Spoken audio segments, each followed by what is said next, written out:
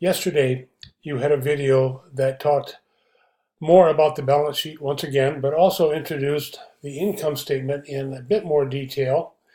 And I think we need to follow up on that video a bit today. So that's what this video and assignment will be about. Going back to the beginning, remember the accounting cycle. We are beginning at the end, actually, with the statements. As you remember, all through the accounting period for this XYZ company, the accounting period is 1 month. So during that month, there are a number of transactions. Those are business transactions in which something is bought and sold. The company may sell something, the company may buy something.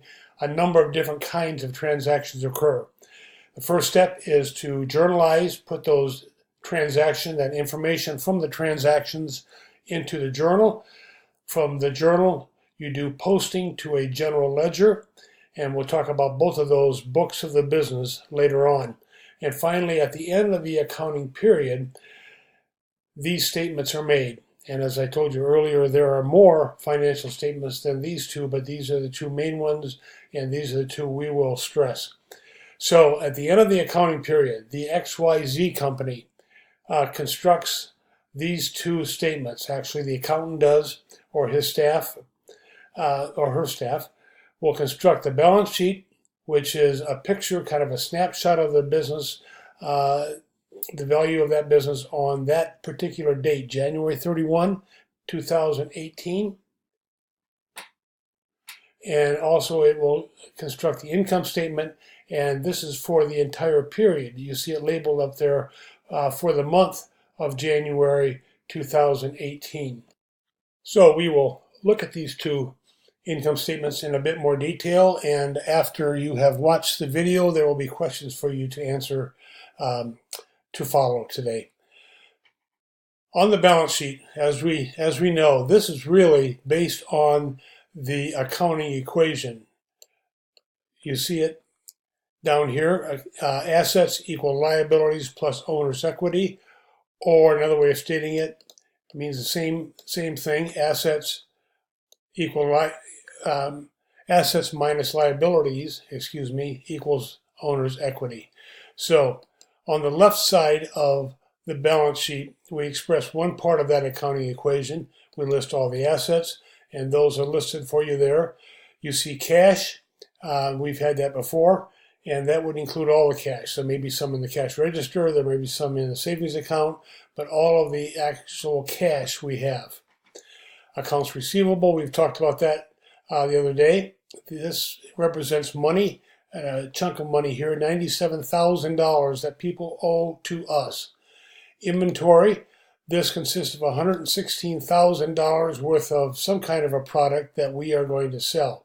They are now, those items are on the shelves, they're not sold yet. We'll talk about all that later.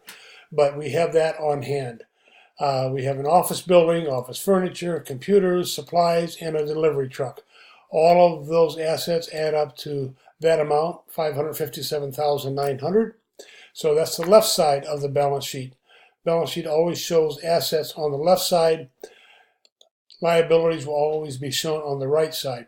Again, assets, things we own. Liabilities, things we owe. We talked about accounts payable. As you learned in the video yesterday, typically accounts payable would be short-term things that we owe. Amounts of money due probably within 30 days, short-term. Now we owe, as you can see there, we owe a lot of money, but those are short-term. We also owe some long-term things. There's a mortgage on the company building. Mortgage basically means a loan. We have a loan on the delivery truck and a loan on the computers. And we're going to talk about how that works with the building and the computers and the delivery truck along with these three liabilities in just a moment. But to finish the balance sheet, then we add up all of those liabilities, totaling that amount. And when you subtract total liabilities from total assets, you get $271,900. I've set this up just a little differently to show you that it indeed does balance. Left side, total assets, $557,900 will equal total liabilities plus owner's equity. These two items. Whoops. When you add those two together, they come up to the same total as the assets. And that corresponds to the accounting equation. Assets equals liabilities plus owner's equity. Again, owner's equity we talked about earlier. That can be stated as net worth. Sometimes it's stated as capital. Sometimes, as the video indicated, it could be shareholders' equity, could be stockholders' equity. We'll talk about more of that later, but right now we're talking in terms of an owner. So there is one owner, and he or she has equity valued at $271,900. So we've had balance sheets before. The income statement over on this side is also completed at the end of the period for the entire period. This consists of two items, actually three: revenue, expenses, and net income. Or if they lost money, that would be labeled net loss. To make it very simple, we have sales. We sold some of our inventory, and our total sales amounts to $10,000. And we have various expenses: rent, advertising, gas and oil, electric, and heating. These are all expenses adding up to $88.25. When you subtract total expenses from total revenue, you get your net income, $11.75. So we will see that this company, XYZ, has made a profit of a little over $1,000 for the month of January. Now, a couple things with that, with the two statements that I want to emphasize here. One is that sometimes it's a little complicated to understand the difference between liabilities, these things, and expenses, these things. Now, a simple way is to remember what the video talked about yesterday. These expenses are the cost of doing business. You have to have them, but they're necessary, but they're considered the cost of doing business. Another way to look at these is that for all of these liabilities on the balance sheet, these are things we owe, but to expand that definition, these are things we owe and we got something for them. For example, we have a loan, we owe money for computers, but we got computers. So the values of the computers totals $12,900, but we still owe $3,000. But the point is, we got something for that liability. Same way with the delivery truck. We owe $21,000 on the delivery truck, but we got the truck. So this is the total value of the truck. Now, if you subtract the amount that we owe based from the amount of value of the truck, then we get something called the net value of the truck, and we'll talk more about that later. But this is the total value of the truck, but we still owe money for it. So same thing with the company building. We got a building. Total value of that building is $200,000. That's an asset, but we owe money on it. Accounts payable. This is a pretty big amount of money under accounts payable, and maybe the owner may want to distinguish what those things are. Right now, they're lumped together. They're all short-term things that we owe, but we got something. Maybe we owe that money because we bought some inventory, for example. But the point is, for all of these liabilities, we got something in return. We got an asset. Expenses are a little different, though. We don't get anything in return. Now look at this one. This is rent expense on a storage building. This is not the office building over on the balance sheet. This is a different building. This is a storage building. So apparently we are renting a building. We don't own the building. It's not our building. So we cannot list it under assets. So it is considered to be, the rent expense for the use of this building is considered to be just that, an expense. So we pay $5,000. Now the question would be, is that $5,000 for a year? Is it for a week? Is it for a month? 6 months?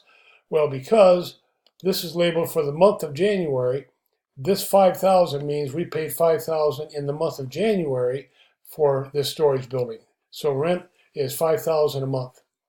Advertising expense, we got hopefully some value out of that advertising, but we didn't get something tangible. We did not get an asset for that. That's an expense. Gas and oil, simply needed to run the truck. We have the truck, but we have to have gas and oil. So this is the cost of keeping that truck. Electricity, heating, both of these things are needed in our office building and probably our storage building, but certainly in our office building. So we will need to pay monthly amounts for electricity and for heating. That could be heating oil or some other form of heat. But the fact is, these are costs of doing business. So those are important concepts to keep in mind. The difference between liabilities and expenses. So again, subtracting the total expenses from the revenue, you get the net income. Now, a couple things. What the accountant does then for the owner, and here again, in a small business, this may be one and the same person, but it's important to understand how this is interpreted. For example, we have a whole lot of inventory, $116,000 worth of inventory, and yet this month of January, our sales was only $10,000. So that may be a bit of concern. We owe, as I said before, $112,000 for accounts payable. Maybe that's kind of high. We may want to compare to the month of December or the month of November to see how those things compare. And the same thing here. If our electricity is much higher or lower than in the past, then we may want to know why. So those are things that you look at, and the accountant needs to be able to interpret that and make some sense of that. The other thing is, although the owner's equity is $271,000, net income is just over $1,000. Now that may seem low, maybe not for this particular business, but it's something to be able to understand. Another expense that's not shown here that we'll deal with later in any typical business, unless it's a one-person business, you're going to have employees. So you're going to have salary expenses someplace. Those are not listed here. We don't see that. But if we employ some people, we have to pay them. And again, those employees are not assets. As you know, you had a question I think yesterday on that. Employees, excuse me, are not assets. We don't own them, but we need to have them. Somebody's got to make these sales. So what we pay them over here will be salary expense. We have to take out taxes for them, and that involves much more detail than we are ready for at this point. But just understand that if this is the only thing here, the owner may go to the accountant and say, now wait a minute, did you forget the salary expense?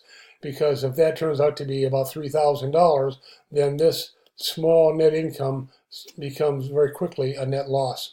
So we will look at all that much later, but right now we are simplifying things, and I want you to be able to know the basis of the balance sheet and the basis of the income statement and the difference between the two. Tomorrow you'll have an assignment that will require you to take some items that I will give you and place them where they belong, either on the income statement or on the balance sheet. So we'll see if we can construct a balance sheet and an income statement tomorrow. At this point, go back to your course page and complete the questions I give you regarding this video.